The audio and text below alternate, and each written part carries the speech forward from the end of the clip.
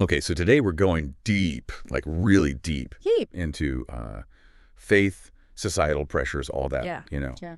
all that kind of stuff. And we're using this YouTube video called Keep My Commandments Okay. with Mrs. Valley Davis. Mm-hmm. She's a motivational speaker. Right. And wife of Minister Michael Davis. Okay, sounds good. Yeah, so get ready, right. Get ready to be like Yeah. inspired, real life stories, overcoming, all the hard stuff. Right. Like, Big challenges and faith.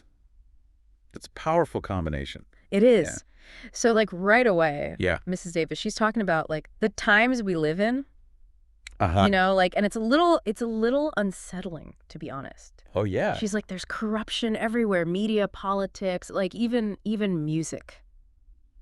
Wow. Do you ever feel that? Oh, absolutely. Yeah. It's like, Yeah. it's hard to escape sometimes. Like, the world's kind Yeah, of yeah. going crazy. You can feel that way for sure. Right. But, What I think is really interesting is how she ties that observation to, like a core principle of her faith, right. keeping God's commandments. Yeah. And she even brings in, Yeah. like, a specific verse, John 14.15. Okay, I know that one. If you love me. Keep my commandments. Yeah, keep my commandments. Powerful stuff. Right, like a guide. Yeah, like a guidepost in the middle of all this, Yeah. chaos. Yeah. And she's not, like, shying away from Right. what happens if you don't. The consequences, yeah. Consequences. Yeah. She jumps into Galatians 5.19 Twi1. Okay. She's, listing these works of the flesh.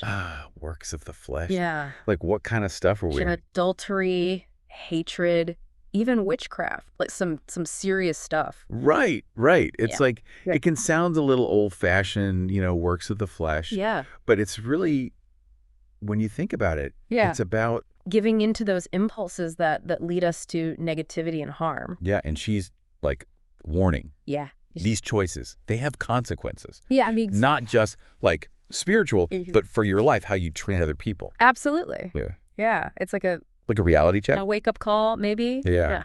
But then she hits us with the contrast. Oh, right. Yeah. The front of the spirit, Okay. Galatians 5.22, Yeah. love, joy, peace, patience. Right. Yeah. Oh, it feels so good, like a breath of fresh air after all that other stuff. It shows that it's not just about avoiding the bad stuff, it's about actively Yeah. cultivating those positive qualities, Yeah. those virtues that shape you into, a better person. Yeah. And then we get to Minister Michael Davis's story. And yeah, That's a powerful one. powerful example of transformation. Yeah, I definitely. was trapped in drug addiction and homelessness for 35 years.